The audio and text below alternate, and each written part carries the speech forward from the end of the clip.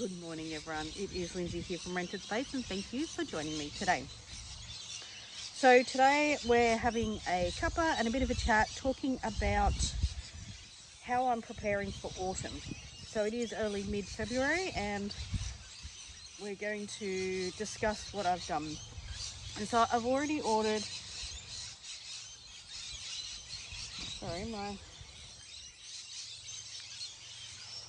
so I have already ordered my seeds, which are sitting next to me, but I've also already ordered some amendments. So those are, now I have recently been speaking about videos and encouraging people to go ahead and have a look at other videos of Australian homesteading YouTubers. And one that I did recently was Jordan from the Shed Organics. Now he is actually new to me. I've only been watching the last probably couple of months, but he reminded me of so much things that I actually already knew that for some reason I let people, I don't know, I guess I forgot, but I also let people when I was younger bully me out of what I knew to be true. So you don't know about the environment, you don't understand about soil, you don't have any understanding of biology, you're just a hippie. We've all had it, but I let people make me think that that was real, and now I realize that all those things that I knew and used to do, there was a reason why I knew it and used to do it. So one of those things is green manure. So I have spoken about it here before, but I actually used to do land care I worked land care when I was younger. So when I was 15, I did a 6-month land care course working in Victoria, and I loved it. It was great, and I learned so much. It proceeded to make me want to go back to school, and I went back to school and I did my biology and physics and things like that so that I could get into, bush regeneration and land care again. And I did proceed to work in that industry for a while again. Not having my license and being a bit scared of driving when I was younger kind of stopped me going again any further, and I just got a job that was safe and secure. Because we needed money. So anyway, but there's things that I know and that I didn't trust myself, I guess, and I'm probably going on a bit of a rant, but most of us in everyday life, we know so much, but we allow others to think that we don't. So back to Jordan and the the Shed Organics, sorry, this is his green manure. So I'm going to put it up nice and close. So it does have blend of, it is a cover crop obviously, so you put it, for instance, at the end of summer, you pull out your tomatoes, all your tomato beds, you put your green cover on it, and it grows up. Then once it grows to a certain height, you chop it all down. Now you can do this multiple ways. You can either cover the bed over and let that green manure just die under there and rot back down into the soil, or you can chop and drop it, okay, so that you cut it down, you put it back in the garden bed and it breaks down that way. So there is the different versions of it, but basically your cover crops are meant to be crops that bring stuff up from the soil. For instance, like your snow peas and your beans, they're nitrogen enrichers. So the nodes of their roots grab the nitrogen, hold it on, and then if you dig them up and you put them back in the soil, then it breaks down and that nitrogen is then released into the soil. That's how it works, okay? It doesn't just miraculously bring the nitrogen in. So different weeds or crops will bring different things to it. So for instance, taproots, they burrow down deep and they pull from the bottom of your soil and they're bringing nutrients up. So different crops have different properties that they will bring. So the green manure that Jordan has is a 60% mix of crimson clover, white clover, red clover, okay?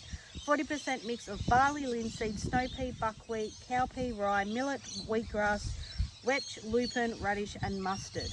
So what you do is, like I already said, you know, pull up your crop, you lay those seeds down, you water it in, you let them grow, and then you pull them down, and it's like a green mulch. Okay, so you can either put it back down, cover it up, let it overwinter, depending on where you are. Like I said, I'm subtropical, so I can grow year round. For instance, if you were maybe snowy mountains where it snows, or the Dandenongs where it does get quite cold, you can still grow, but you're probably more limited to where I am. Okay. Now, the other thing that I got was some amendments. Now, obviously, I have sea salt. That's something I use constantly. I grow in pots. I have to constantly feed my plants, because if I don't feed them, then they draw the nutrients out of the soil in the pots well before they've matured. Okay, so constantly amending my soil is something I have to do a lot of. Now, this here, so that's a liquid fertilizer, and this here is a powdered amendment fertilizer. So this is again from Jordan at the Shed Organics, and it's called his #1 blend. Now it has equal parts of the following: kelp meal, neem meal, alfalfa meal, flaxseed meal, crustacean meal, fishbone meal, which is times 3, soybean meal, langbeinite, malted barley, soft rock phosphate, Baltic rock dust, gypsum, oyster shell flour, and volcanic tuff.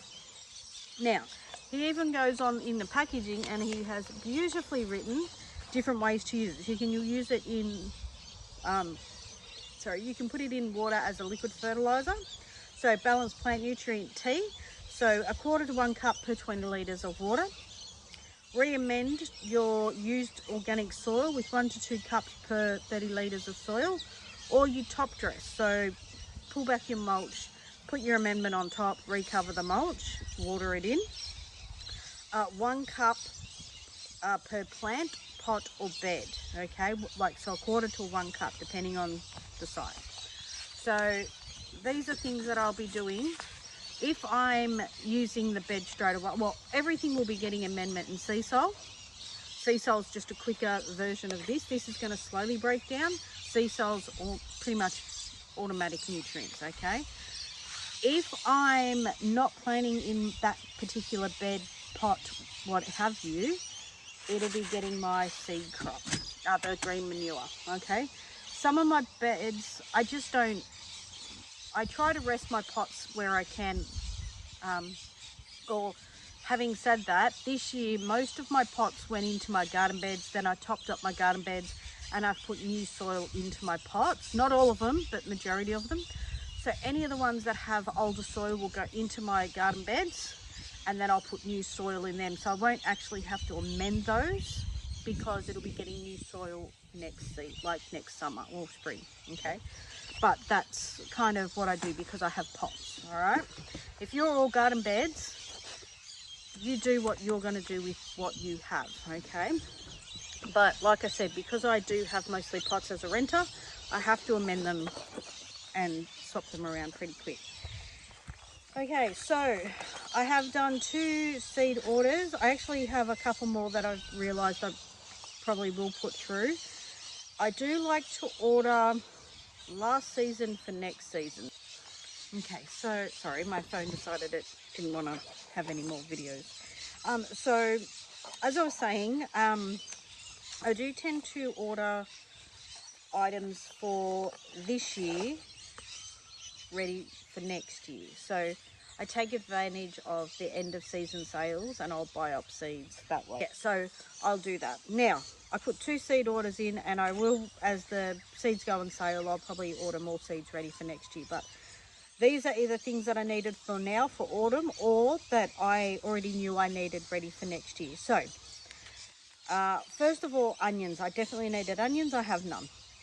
So I did get some early Californian red onions, and these are from Mr. Fothergill Seeds. So I got those. I got 1 packet of those. Now I also got Lavender's English Mumstead. I got 2 packets of those. So because I love my lavender and I want as much of it as I can. Okay. Something else, and this is the first time I've ever bought this, but I bought carrot seed tape. Okay, so I'm planting carrots and I got seeds. So these are a Manchester table. There's 5 meters of seed tape. I got 2 packets, and I'm actually going to do a bit of an experiment with planting carrots this year, but that will be another video. So I have my 2 packets of seed carrots. Now, like I said, 5 meters each, and there's an average of 480 seeds. So that's a lot of carrots. All right. Now, my other seeds that I got are from the seed collection. Okay. Now, some come in these packets with information on the back, and others are in these little plastic. So I did have these all in order, but I've probably just mixed them up. So now, like I said, some of these are ones that I knew I needed for this season. Some I just thought, oh, they're a bit cute and I want them. So they had a gourd birdhouse mix, so I got 1 packet of those. Some leeks, I got Carrington, and I think I got 2 lots of the Carrington leeks, 65 seeds per packet. And I'm dropping things. Okay, leeks American flag, I got 1 of those. There's 60 seeds. I haven't grown leeks at all here, and I thought, well, actually I have grown leeks before, but not here, so I thought I'd grab a couple of varieties and see what's going to do best. Zucchinis, I got zucchini Coco Zell, zucchini Black Beauty, and I thought I got a few of the Black Beauty. I think I got 3 or 4 packets of those. Sorry, I've got a fly annoying me. And then I also got zucchini Gold Rush, and they're my zucchinis. And now I got more onions. Okay, so my onions are the onion, and these are Picole Long Keeper. Excuse my, I'm gonna try and get it so you can read it, but that's the spelling. So Pukekohe. I'm probably completely butchering it, I'm sorry. And I got 4 packets of those. And then I also got 4 packets of onion purpurette. I got onion and pasta purple, early white Spanish, and dulce sweet and cream gold onions. Now, yes, I bought lots of varieties. Am I planning on doing every single seed? No.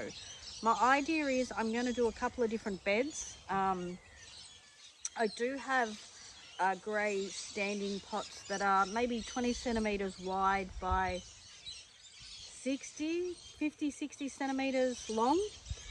I am going to be pulling everything that's in them out. I'm going to amend the soil, and I'm going to put onions in those.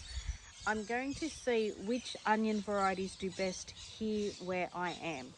Okay, so again, with like the zucchini, I got the zucchini ready for next year, because the ones that I had that I planted this year, one, they were old seeds. So like I was saying, my seeds that were my zucchini seeds from season just gone were old seeds, and they didn't germinate. I just got pretty much nothing from them. So basically what I'm going to do is I've already got seeds ready for next year, so that way I can get them in the ground earlier, get them going.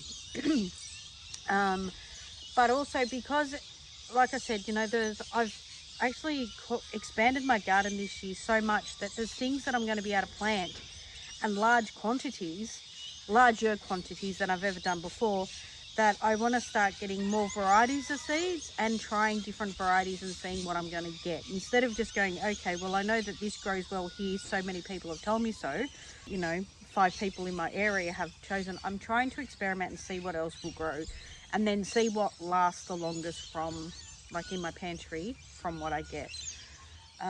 That's the whole point of this, is to try and expand what I've got and grow more and better food and have the facilities to do so. Anyway, thank you very much for joining me on my video today. I know my camera cut out a few times, so hopefully I haven't chopped and changed from spots too much and what I've said makes sense. Anyway, thank you so much for joining me today on my channel. Please make sure you leave comments if this is a type of video you do or don't like.